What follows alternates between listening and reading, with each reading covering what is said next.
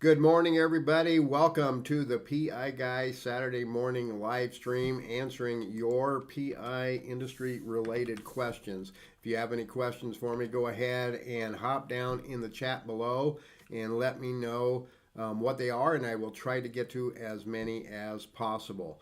We're going to hop in really quick here and we will jump into our first question. Our first question is from Chase 16217. He said, glad I got here early. I'm trying to pursue an Alabama PI license and I'm at the beginning of my journey. I hope to keep updating my progress within the Discord. Thanks so much for joining the Discord, Chase. And if you want to take a look at our Discord, we have a lot of free resources on there. There's a lot of information on there. You can hop down into the comments down below, the description down below, and you'll see a link there. I did leave you a message there, Chase, this morning on the Discord regarding this as well. My main hurdle now is determining if I need to apply first to take my exam first, then if I need to apply first or take my exam first, and then I need to know if I can take the test online or if there is a physical location for me to test at. And Chase, what I'm going to do is I'm going to bring up another screen here really quick for you. I would suggest that you go to this website. This is the Alabama Private Investigators Association. The URL is apianow.org. That's apianow.org. And I did leave that on the Discord. I left a link for that for you. But I would suggest to go here. This is your state PI association. They can probably really help you with a lot of the answers to those questions. They have a whole professional development there. They have education. They just recently had their 2023 conference. They had some great stuff going on there in September. We just recently had ours as well here in Colorado, but they had a lot of great training in there. They had ethics, and most of your licensing is going to require a certain amount of ethics training and things like that. Internal theft, basic forensics, PI liability and risk management, all kinds of stuff in there. Unfortunately, it's already gone, but I'm sure they're going to have another one coming up soon. So that's what I would suggest for you to do, is take a look at that and see what information you can get from them. And they probably have, I don't know for sure, but they probably have some kind of training that you can get involved in there as far as getting your license and point you in the right direction. Seeing a lot of people hopping in. Thank you so much. Hello, Clayton. Hello, Victor. If you have questions PI industry related, go ahead and hop down in the chat down below and let me know. We're going to move on to our next question. From Hayward, hey John, getting an internship has proven very difficult. I didn't think offering free help would be so hard. I've emailed dozens of investigators and all of them say no. And Hayward was watching a video that I have up about how to get an internship and how valuable it is if you can get it. It is also, I know, very, very difficult to get an internship to be able to start learning. I would recommend, Hayward, is probably do a little Google search, look for your state PI association, just put your state and then put Private Investigator Association in there and see if you have one. You probably do. I think most states do. And see if they have one. Mentors, a lot of them will have some members that offer mentorships that you may be able to get some information from there. You can go to their meetings, start to network, start to meet people, and talk with people, and you'll probably find some people that may have an internship. There's some liability in there if you were going to bring somebody on with an internship. So you have to keep that in mind for the other private investigator and stuff. But the association, the state association, may itself have its very own internship program. We used to have one at our state one. We're considering doing it again, but some of them have that. So I hope that helps there, Hayward. And I see you guys coming in. If you have any PI related questions, go ahead and hop down in the chat and let me know. Doc, good morning. Mulatto Vanguard, good morning to you too. Thank you, sir.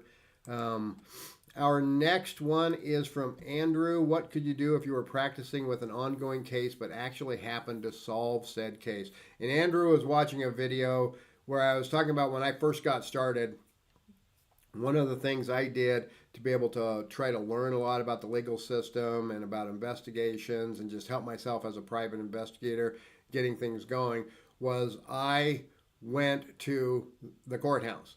And today you can do that with WebEx and Zoom and things like that. But I actually went down to the courthouse periodically and I would watch cases as they evolved in the courtroom. And then I would take that case and I would kind of like write up a scenario of an investigation and what I would do and things like that. I wouldn't really practice on the case. I wouldn't go out and try to solve it. I might go out and look at the scene or something like that. But I wouldn't be out there doing interviews or anything like that because I didn't really have a legal right to do that.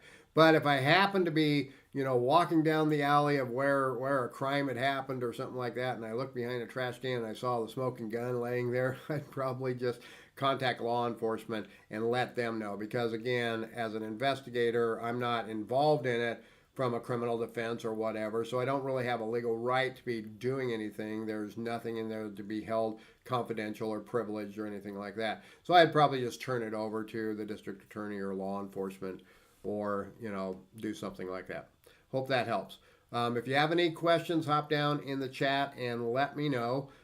Danish Savage says, do private investigators have assistants? And that's all going to depend, and it's going to depend on the type of assistant and the private investigator and the firm that they have.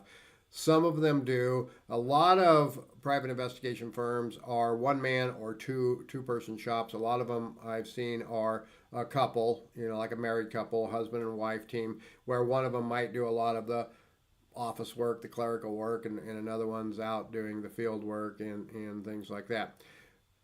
Larger firms sometimes will have like an administrative assistant that takes care of a lot of the legal things, the billing, and different things like that. As far as assistants going out and helping you do cases, they may or they may not. It's going to depend on the firm. Myself, I handle a lot of it myself. I'm a one-man shop. There's nobody else here in the office with me. I'm a one-man shop. So I try to handle a lot of the cases myself, but I do subcontract with a lot of private investigators out there for different things like surveillance, and I have some technicians that subcontract for me with doing bug sweeps to help me do them, because we try to go out and do 2 or 3 technicians involved in a bug sweep and things like that. So I hope that helps a little bit there, Danish. If you have any questions, hop down in the chat below. And I know I have some restrictions that I've set up to how often you can chat, and that's because of some of the incidences we had last week with some of the trolls and stuff. So you might have to give it a second or two if you already put something in there. But if you have questions, put them down in there. Or you can go to any of my videos and put a comment in and put a question. And that's where I'm getting a lot of these. So you can go in there and I will try to get them up on a future live stream as well. Christian Hardman says, I've been thinking about getting into private investigations. Do you have any advice on where I should get training or any path I should go down? Thank you in advance. And I'm going to hop back over really quick, Christian, to the old intraweb here. And we're going to go to the official PI Guy website. This is freeprivateinvestigatortraining.com. That's freeprivateinvestigatortraining.com.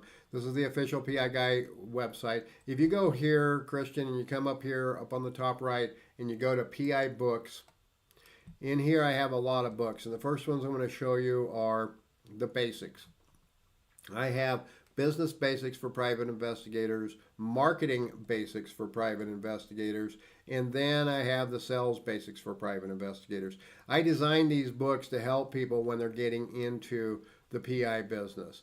These are not fluff books. They don't have a lot of stories in them or anything like that. They are laid out very much like a textbook, and they're there to help you understand all of these different things. How to set up your business, how to market your business, and when your phone starts ringing, how to close those sales. Those are very good. I also have the Private Investigator's Case Management Journal. Currently, it's the 2023. I'm getting ready to release the 2024 one as well. But this is a journal to help new investigators track all of their cases. You can track your customer contacts. You can help keep your mileage record. There's case information, each one of your cases. You can put all your notes right in there. You can set your annual goals.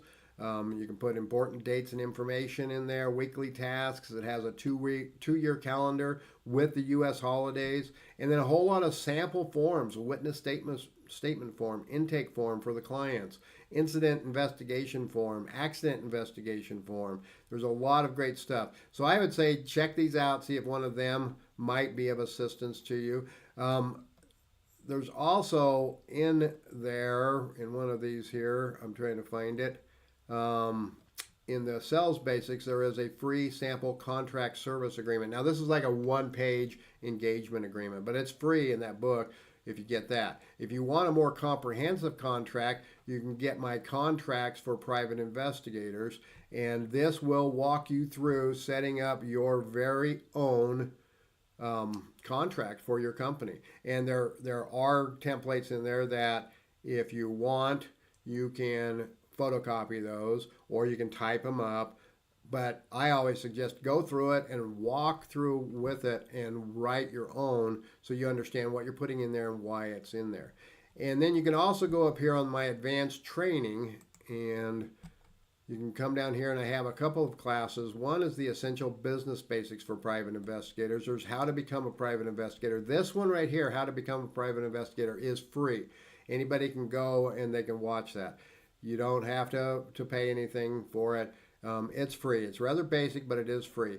Then the essential business basics for private investigators. It's a lot like what's in that business basics book, but it's in a full class form. So you might want to check that out as well. And if you're interested in potentially doing TSCM or just want to know more about TSCM, you might check this class out, Introduction to TSCM, Electronic Bug Sweeps. It's not going to teach you how to do a bug sweep. It's going to teach you all about what bug sweeps are about and the type of equipment that is involved in them. So I hope that helps, Christian. I see a lot more people hopping in. If you have questions, go down in the chat and let me know. Victor asks, how do you become an employee at a private investigator firm? Well, first, Victor, thanks for the question. And you need to know if they need to have anybody, if they're looking to hire. Most PI firms do not hire private investigators. They may subcontract them, and that's different. So an employee is going to get, have their taxes withheld and all of that stuff. Most people will do what they call a 1099, not a W-9 employee, but it's going to be a 1099 subcontract person. So I would say if you're looking to become an employee or a subcontractor, I always refer people to go to your state PI association, start networking and talking to people and seeing who may need help that you would be able to fill a gap there for them. That's going to be the easiest way to do that. And some may take you in and train you. I've done that in the past. Right now, I have a pretty good slate of trained private investigators for my subcontract investigators, so I don't really have to train anybody. But sometimes if I need someone, I will go out and I'll look, and usually it's going to be at my state PI association where I'm going to do that. And Brett says, is surveillance feasible in a black 93 Jeep Cherokee? How do you make it blend in more? It has previous experience but had a company vehicle. I was offered a job, but I don't know about using my own vehicle. I think the Jeep Cherokee is probably great if it's black, if it doesn't have a lot of crazy things on it or anything like that. It doesn't stand out too much. Usually some kind of an SUV or a crossover SUV is good. A vehicle like yours would be pretty good from a size standpoint because you'll probably be able to hop in the back seat really easy.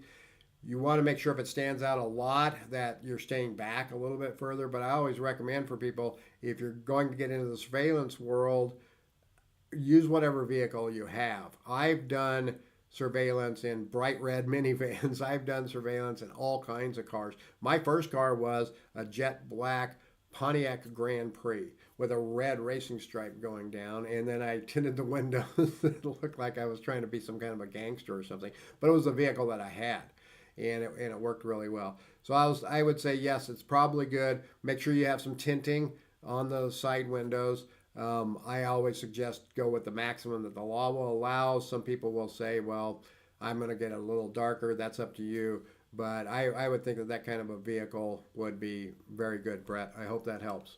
Going on to our next question here, and if you have any questions, hop down in the chat and let me know. Our next question is from Victor. Hey, Victor, it's your question right here. Where do you get your experience to become a private investigator?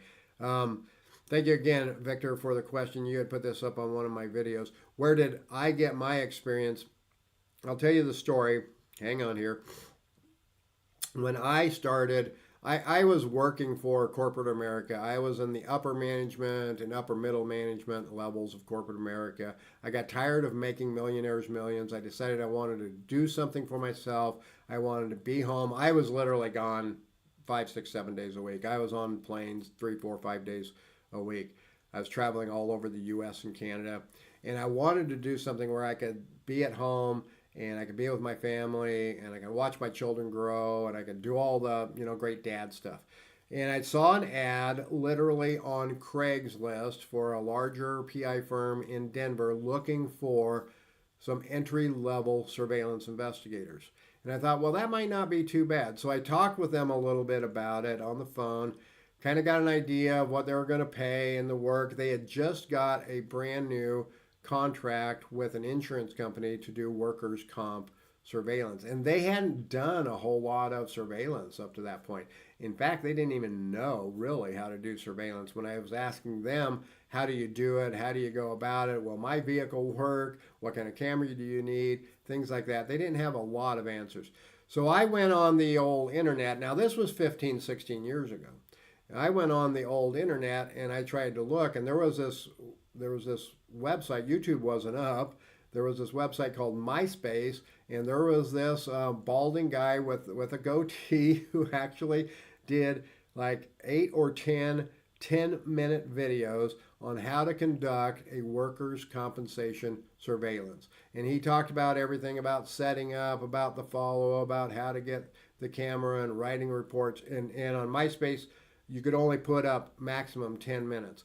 And that actually is what led me to create the PI Guy YouTube channel and all the resources that I put out there. Because when I got started, there was nothing. Nobody was giving away any information. Even if you went to a state PI association meeting, nobody was going to give you their trade secrets. So that really inspired me. And as I got more knowledge in it, that's why I decided to create the PI Guy channel. So then I was able to go back to that company and I said, I think I want to try to do this. And this is what I would do as a private investigator doing surveillance for you. And I gave them a whole list of things that I learned from those videos. And they were just truly amazed. They hired me, started sending me jobs, and I started going out. I got all my equipment and things like that. The other work that I got the experience from, doing criminal investigations and fraud investigations, witness interviewing, different things like that, accident investigations, was through my state PI association. I got a lot of training through my state PI association. And you can also go to like PI Magazine. That was a great resource for me. And then there's Working PI Magazine. That's 2 different types of magazines. You can get a lot of training in those. And you have to remember, sometimes you might be reading about someone's case. They may be talking about a case that they worked and how they handled it or what came up and things like that. But you can learn from that training. So that's really, Victor, how I got started, and a lot of it on the job training. I took every one of my surveillance cases when I got started, and I treated them like they were a big case. I mean, I didn't go out and interview people if I wasn't hired to interview people. I didn't do things like that I wasn't supposed to do.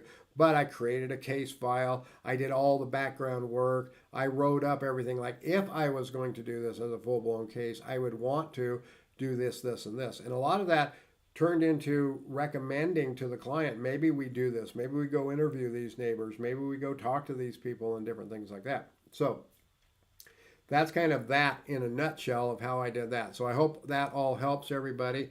And I don't see any more questions, so I am going to end the live stream today. I want to thank everybody. If you're watching, go down in the comments below and you can put in questions. I'll try to get them on a future live stream. I'll be back next Saturday at 9 a.m., and I'll see you guys later. Thanks so much.